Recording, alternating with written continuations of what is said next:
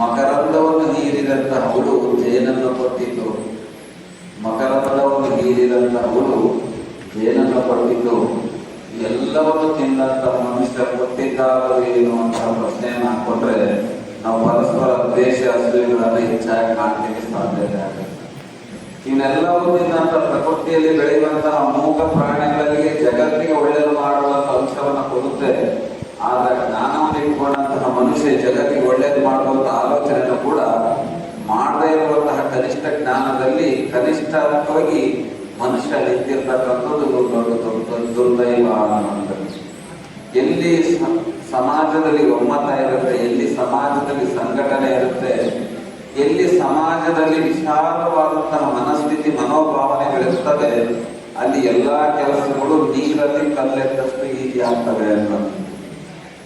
ಎಲ್ಲಿ ಈ ರೀತಿಯಾದಂತಹ ಆಲೋಚನೆಗಳಲ್ಲಿ ಮೊಸರಲ್ಲಿ ಕಲ್ಲುಡುಕುವಂತಹ ಬುದ್ಧಿ ಮನುಷ್ಯನಲ್ಲಿ ಬಂದಾಗ ಇಂತಹ ವಿಘ್ನಗಳು ಎಲ್ಲರಲ್ಲೂ ಪದೇ ಪದೇ ಬರಲಿಕ್ಕೆ ಸಾಧ್ಯತೆ ಆಗುತ್ತೆ ಅನ್ನುವಂಥದ್ದು.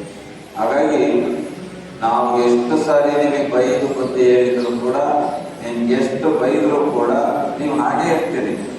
ಒಂದು ನೀವು ಮೈಂಡಲ್ಲಿ ಫಿಕ್ಸ್ ಆಗಿರ್ತೀರ. ಮಠಕ್ಕೆ ಬರ್ಬೇಕಾದ್ರೆ ನಾವು ಹಡಗಲಿಯಲ್ಲಿ ಹೋದ್ರೆ ಸ್ವಾಮೀಜಿಯವರು ಅರ್ಧ ತಾಸು ಬೈತಾರೆ, ಆಮೇಲೆ ಅವರೇ ಸಮಾಧಾನ ಆಗ್ತಾರೆ ಅನ್ನೋದು ಮೈಂಡ್ ಫಿಕ್ಸ್ ಆಗಿದೆ.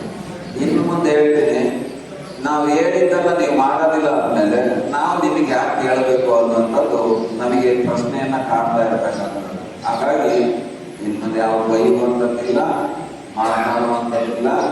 Action and reaction for always equal ಅಂತ. ನಿಮ್ಮ ರಿಯಾಕ್ಷನ್ ಏನು ಬರುತ್ತೆ ಇಲ್ಲಂದ್ರೆ ಆ ರೀತಿಯಾದಂತಹ ಆಕ್ಷನ್ ಅನ್ನ ಮಾಡಲಿಕ್ಕೆ ನಾವು ಪ್ರಯತ್ನವನ್ನು ಮಾಡ್ತೇವೆ ಅನ್ನುವಂಥದ್ದು. ಒಟ್ಟಾರೆ ಈ ಒಂದು ಸಮುದಾಯ ಭವನ ಅವರು ಉದ್ಘಾಟನೆಯಾಗಬೇಕು, ಅವರೇ ಬರಬೇಕು, ಇವರೇ ಬರಬೇಕು ಅನ್ನುವಂಥ ಎಲ್ಲಾ ಮುಂದದಲ್ಲಿ ಕಾಗಿನೆಲೆ ನಿರಂಜನ ಸರಸ್ವತಿ ಸ್ವಾಮೀಜಿಯವರ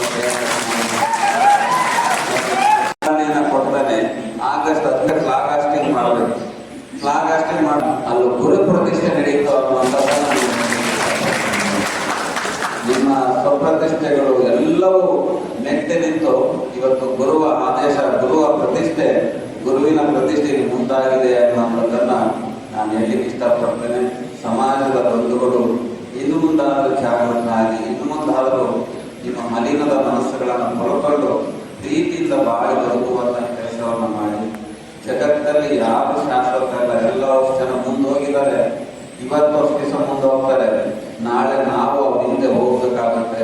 ಹಾಗಾಗಿ ಎಲ್ಲರೂ ಒಂದು ದಿವಸ ಹೋಗುವಂತ ಸಂದರ್ಭದಲ್ಲಿ ನಾವು ಎಷ್ಟು ದಿವಸ ಪ್ರೀತಿ ವಿಶ್ವಾಸದ ಬಾಳಿ ಬದುಕ್ತೀವೋ ಅದು ಮಾತ್ರ ಈ ಭೂಮಿ ಮೇಲೆ ಶಾಶ್ವತ ಉಳಿಯುತ್ತೆ ಅನ್ನುವಂತಹ ಮಾತನ್ನ ಹೇಳಿ, ನೀವು ಇರೋ ತನಕ ಎಲ್ಲರೂ ಪ್ರೀತಿ ವಿಶ್ವಾಸದಿಂದ ಅನ್ಯೋನ್ಯ ಭಾವನೆಯಿಂದ ಬಾಳಿ ಬದುಕುವಂತಹ ಶಕ್ತಿ ಭಗವಂತ ನಿಮಗೆ ದಯಪಾಲಿಸಲಿ ಅನ್ನುವಂತಹ ಮಾತನ್ನ ಹೇಳಿ, ಯಾರು ತೊಂದರೆ ಕೊಡೋಕೆ ಹೋಗಬೇಡಿ.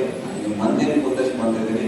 ಹಾಗಾಗಿ ನಾನು ಹೋದ ಮೇಲೆ ಸಭಾ ಕಾರ್ಯಕ್ರಮವನ್ನು ಗೌರವಿನವರಿದ್ದಾರೆ, ಗುರುವಿನವರಿದ್ದಾರೆ, ನಮ್ಮ ಎಲ್ಲ ಗುರುವಿನವರಿರ್ತಾರೆ, ಅವರು ಇಟ್ಕೊಂಡು ಸಭಾ ಕಾರ್ಯಕ್ರಮ ಮುಂದುವರಿಸಲಿ ಅನ್ನುವಂತಹ ಮಾತನ್ನು ಹೇಳಿ ನಿಮ್ಮೆಲ್ಲರಿಗೂ ಕೂಡ ಶುಭ ನನ್ನ ಮಾತುಗಳು ನಮಸ್ಕಾರ.